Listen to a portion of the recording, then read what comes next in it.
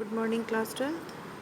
आज हम लोग नया चैप्टर शुरू कर रहे हैं, दो ध्रुवीयता का अंत।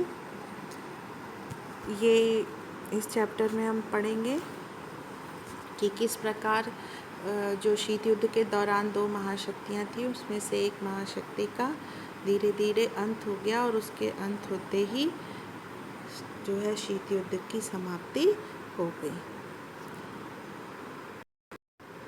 ये जैसा आपकी किताब की पीठिका में दिया हुआ है, यहाँ पर शुरुआत में दिया हुआ है कि जो 1989 में 1989 में बर्लिन की दीवार जो शीत युद्ध का सबसे बड़ा प्रतीक थी वो गिरा दी गई और उसके बाद जो है आगे चलकर 1990-91 में जो दूसरी दुनिया कही जाती थी, पतन मतलब वो नष्ट हो गई और उसी के नष्ट होते ही शीत युद्ध भी ख़त्म हो गया। ये दूसरी दुनिया कौन सी थी? ये दूसरी महाशक्ति सोवियत संघ विघटित हो गया और सोवियत संघ के विघटित होते ही जो उसके जितने उसमें सम्मिलित देश थे, खासकर जो ईस्ट यूरोप पूर्वी यूरोप के देश थे, 8 देश, वो धीरे धीरे जो है वो वहाँ आज़ाद हो गए। वहाँ की जो शासन प्रणाली थी वो साम्यवादी से बदलकर ज़्यादातर लोकतांत्रिक हो गई। तो ये किस प्रकार हुआ, किन कारणों से हुआ, ये दूसरी दुनिया और सोवियत प्रणाली क्या थी, कब अस्तित्व में आई और किस प्रकार इसका अंत हुआ, इसे हम आज जानेंगे। ये किताब में दिया हुआ है आपके, सोवियत प्रणाली क्या थी। लिखा है यूएसएसआर या सोवियत प्रणाली, समाजवादी सोवियत गणराज्य। यूएसएसआर का हिंदी में पूरा नाम समाजवादी सोवियत गणराज्य। ये जो है 1917 में जो समाजवादी क्रांति हुई उसके बाद सोवियत प्रणाली अस्तित्व में आई। मतलब इसके पहले विश्व में सोवियत प्रणाली जैसी कोई चीज़ नहीं थी।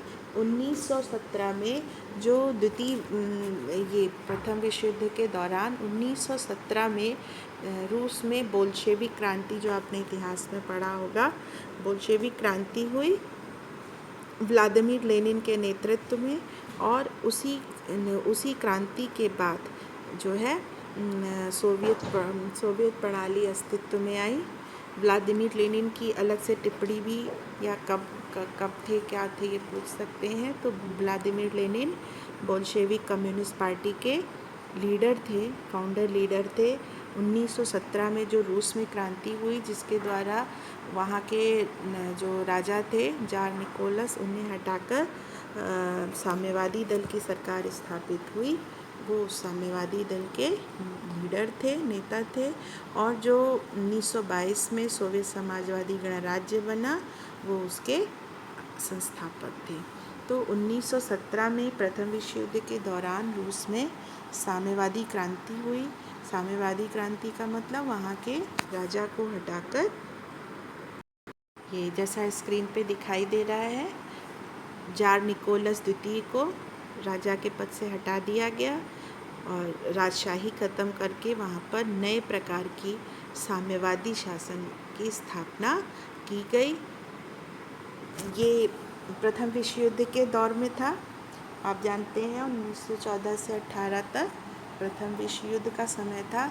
रूस भी उसका एक सम्मिलित था, रूस भी प्रथम विश्व युद्ध में। तो जहाँ जहाँ पे रूस की सेनाएं थी वहाँ चूँकि शासन बदल गया, तो जहाँ जहाँ रूस का कब्जा हुआ, जिन जिन देशों में, खासकर यूरोप में, उन जगह पर भी साम्यवादी शासन स्थापित हो गया। और फाइनली 1922 में 3 देशों ने रूस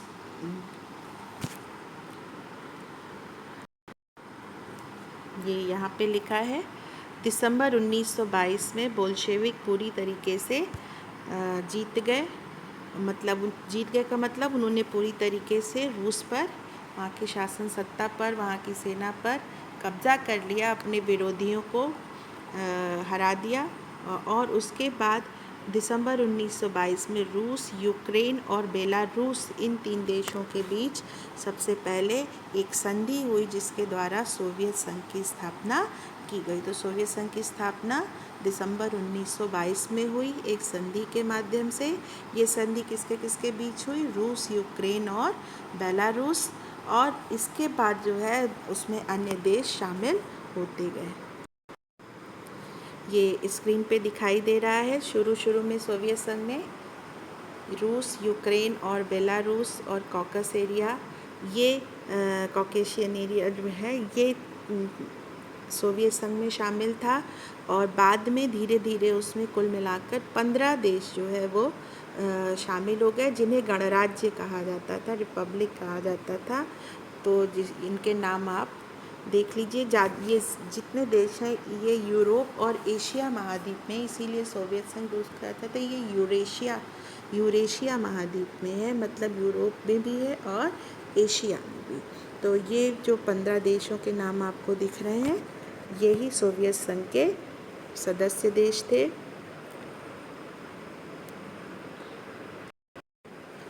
अगर शॉर्ट में पूछा जाए कि सोवियत प्रणाली क्या थी, तो ये आपके इस शॉर्ट में स्क्रीन पे लिखा हुआ है। सोवियत प्रणाली क्या थी?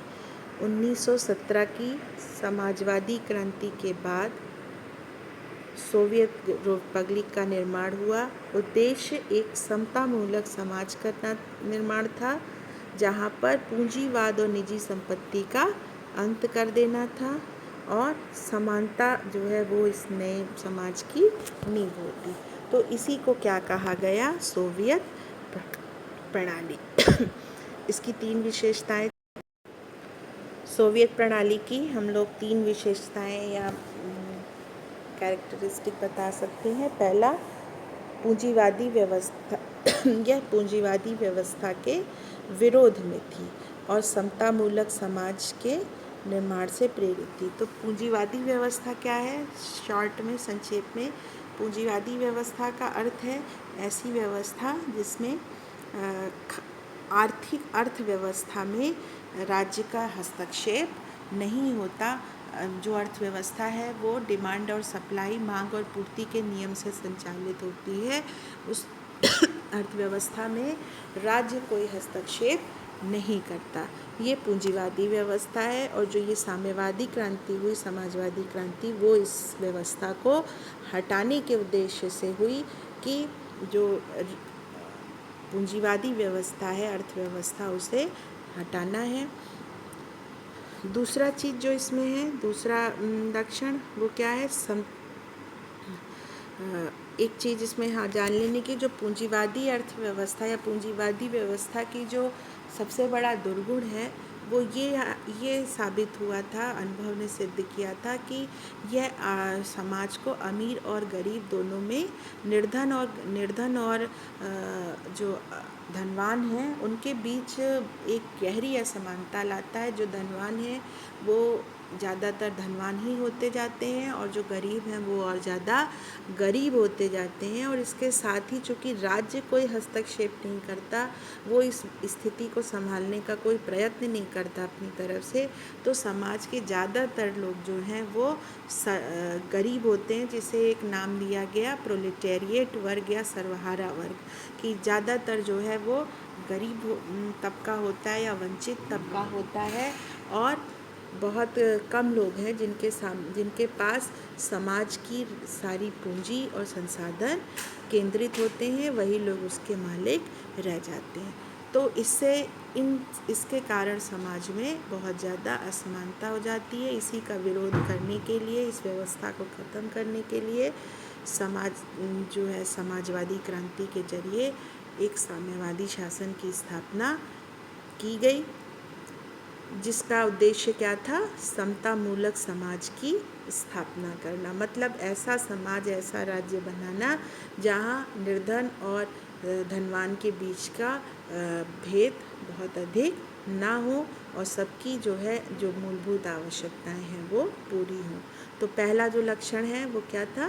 कि ये क्रांति पूंजीवादी व्यवस्था के विरोध में थी। दूसरा लक्षण, निजी संपत्ति की संस्था को समाप्त कर दिया गया और समाज में समानता के सिद्धांत पर सचेत रूप से रचने की कोशिश की।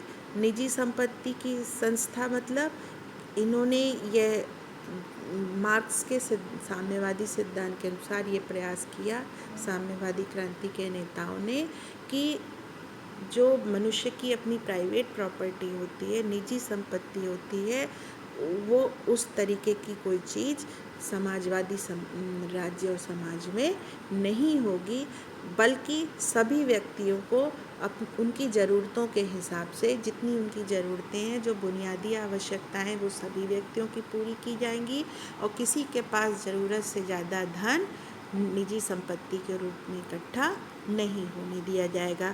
और जब ज़्यादा धन निजी संपत्ति के रूप में नहीं इकट्ठा होगा और सभी की बुनियादी आवश्यकताएं पूरी होंगी, तो निश्चित रूप से जो वो समाज जो बनेगा वो समतामूलक होगा, समानता वाला होगा।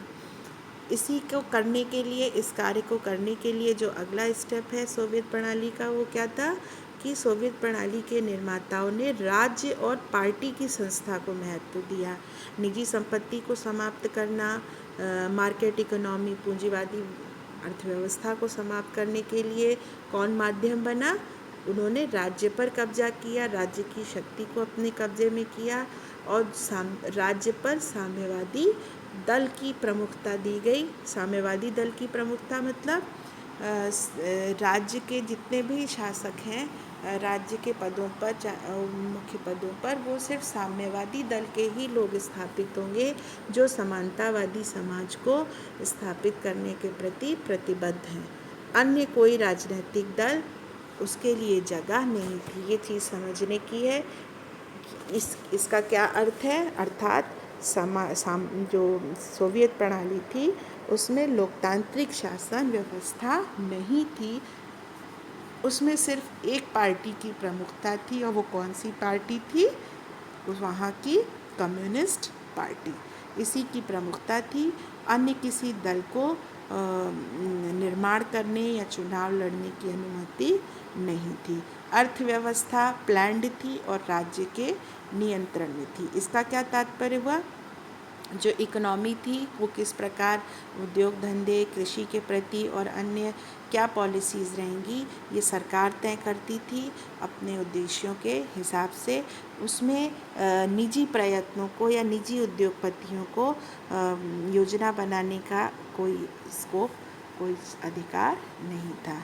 तो ये तीन जो है प्रमुख विशेषताएं हो गई कि पहला, ये पूंजीवादी व्यवस्था के विरोध में और समतामूलक समाज की स्थापना करती थी।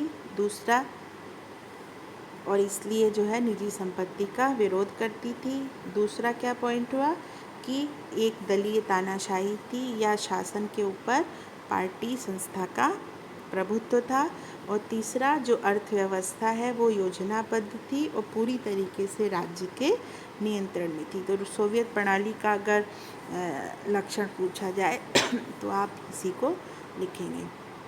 अगर क्वेश्चन आता है कि सोवियत प्रणाली क्या थी, तो इसी पैराग्राफ में ये पॉइंट्स दिए हैं। दूसरी चीज़ जो दूसरे पैराग्राफ में दिया हुआ है, दूसरी दुनिया, सेकेंड वर्ल्ड, ये क्या है? अभी आप पहले चैप्टर में प्रथम विश्व, द्वितीय विश्व, तृतीय विश्व पढ़ते आ रहे हैं। तो ये दूसरी दुनिया शब्द कहाँ से कॉइन हुआ? 1917 के पहले लमसम पूरी दुनिया के जो समाज थे वो पूंजीवादी पैटर्न पर ही थे, पूंजीवादी व्यवस्था पर ही आधारित थे। कहीं भी ये सचेत रूप से प्रयत्न नहीं किया गया था बड़े पैमाने पर कि समाज में पूरे राज्य द्वारा पूरे समाज की अर्थव्यवस्था पर नियंत्रण रखा जाए, निजी संपत्ति को समाप्त किया जाए, सबकी बुनियादी आवश्यकताओं को पूरा किया जाए। 1917 की रूसी साम्यवादी क्रांति के बाद जो सरकार आई उसने घोषित रूप से ये लक्ष्य अपना बताया, दुनिया के सामने रखा और इसलिए जो है जो ये पहले की व्यवस्था से अलग था, इसीलिए इसे क्या कह के संबोधित किया गया? सेकेंड वर्ल्ड, दूसरी दुनिया की। मतलब ये पहली दुनिया से जो अभी तक की पारंपरिक समाज व्यवस्था रही है अमीर गरीब की, पूंजीवादी, उससे ये अलग है। उसकी ये अलगाव बताने के लिए उसे दूसरी दुनिया कहकर संबोधित किया गया। इसमें कौन कौन से देश आ गए? ये जैसा आपका लिखा है, पूर्वी यूरोप के देश, जो प्रथम विश्व युद्ध के दौरान जहाँ जहाँ सेनाएं थीं, आपको बताया कि वहाँ भी सोवियत संघ का नियंत्रण हो गया। तो इन्होंने वहाँ पे जर्मन सेनाओं को हराने के बाद वहाँ पर सोवियत सेना रह गई वहाँ पे, और वहाँ की जो शासन प्रणाली है वो भी समाजवादी तर्ज पर ढाल दी गई। और ये इन्हीं सारे देशों ने ग्रुप बनाकर सोवियत संघ की स्थापना की, और इन्हीं सबको सम्मिलित रूप से क्या कहा गया? दूसरी दुनिया। आगे बढ़ते हैं। दूसरी दुनिया का क्या लाभ हुआ या कहाँ तक ये अपने लक्ष्य को प्राप्त कर सकी, ये आपके इस नेक्स्ट पैरा में बताया गया है। ये अंडरलाइन किया है। दूसरे विश्व युद्ध के बाद सोवियत संघ महाशक्ति बन गया, और अमेरिका को छोड़ दें तो सोवियत संघ की अर्थव्यवस्था शेष विश्व की तुलना में कहीं ज़्यादा विकसित थी। ये आप सोवियत प्रणाली के लाभ में, उसकी विशेषताओं में लिख सकते हैं। पहली चीज़, एक विकसित अर्थव्यवस्था। सोवियत प्रणाली में सोवियत संघ ने एक विकसित अर्थव्यवस्था पाई जो अन्य देशों की तुलना में कहीं ज़्यादा आगे थी। अगली चीज़, संचार प्रणाली। जो सोवियत संघ की संचार प्रणाली थी, मतलब एक जगह से दूसरी जगह सूचनाओं का आदान प्रदान, वो बहुत आगे बढ़ चुका था, उसमें काफ़ी विकास किया। तीसरा, ऊर्जा संसाधन। जो ऊर्जा संसाधन मतलब जिससे मशीनें चलती हैं, सारे जितने भी अस्त्र शस्त्र हैं या जितनी भी प्रकार की मशीनें हैं, सबको चलाने के लिए एनर्जी चाहिए होती है, जो किस किस रूप में मिलती है? खनिज तेल, लोहा, इस्पात, मशीनरी, ये सब सोवियत संघ में बहुतायत से मिलते हैं। तो इन सब का बड़ी भारी मात्रा में प्रोडक्शन किया गया। अगली चीज़, आवागमन के साधन। सोवियत संघ बहुत ही विशाल एरिया में फैला था, तो वहाँ के जो दूर दूर के इलाके हैं, जैसे आप लोगों ने साइबेरियन क्रेन का नाम सुना होगा, जो भारत भी आते हैं ग्रीष्मकाल में, तो वहाँ तक जहाँ पे बर्फ़ भी दूर दूर तक जमी रहती है, वहाँ तक भी जल्दी आवागमन के साधन विकसित किए थे सोवियत संघ ने। अगला,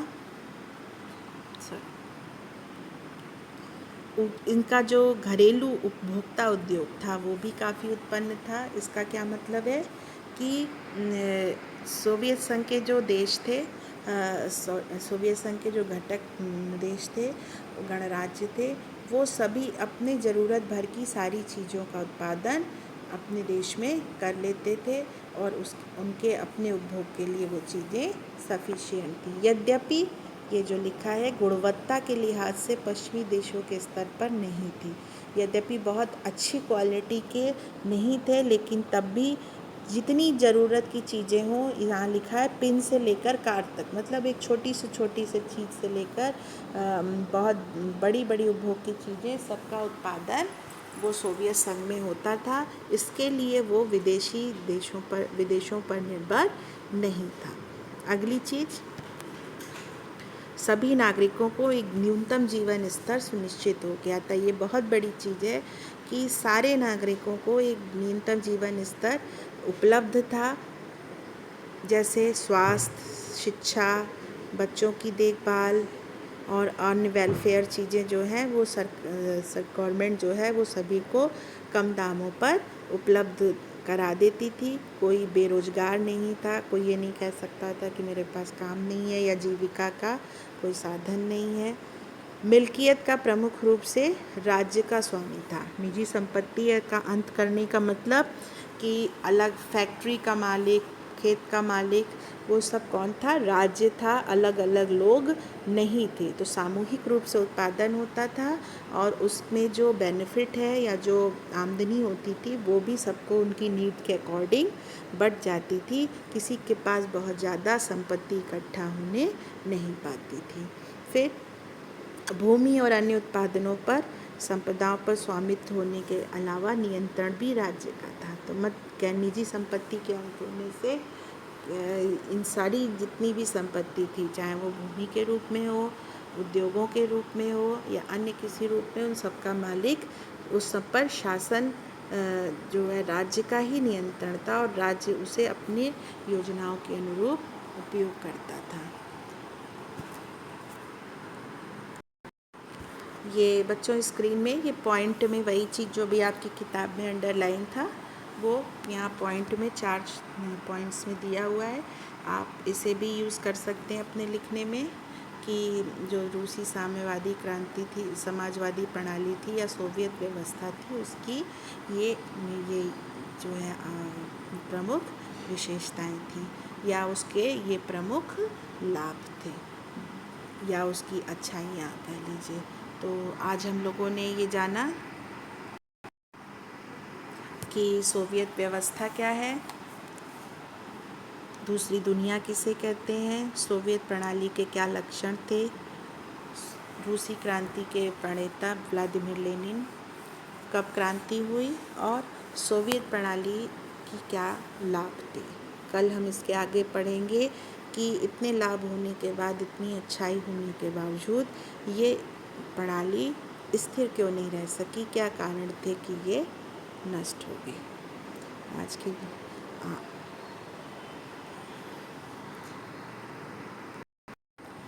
ये आज के पाठ पे आधारित ये प्रश्न बनाए हैं, इन्हें आप सॉल्व करने का प्रयास करिएगा।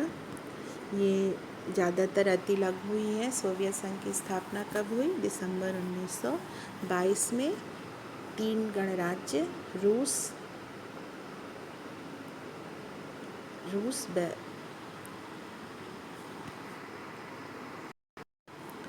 बेलारूस और यूक्रेन, दिसंबर 1922। अगला, सोवियत संघ में कितने गणराज्य शामिल थे? 15। दूसरी दुनिया किसे कहा गया, ये आप बता सकते हैं। यहाँ दूसरे पैराग्राफ में आपकी किताब में अंडरलाइन किया था। सोवियत प्रणाली किसे कहते हैं, ये दूसरी दुनिया, ये जो सेकंड पैराग्राफ दिया हुआ है ये आप लिख देंगे। इसे दूसरी दुनिया कहा जाता है, 50 शब्दों में आ जाएगा। और इसी तरीके से सोवियत प्रणाली क्या है, इसके मेन लक्षण ये आप लिख सकते हैं। ये फर्स्ट पैसेज में दिया हुआ है।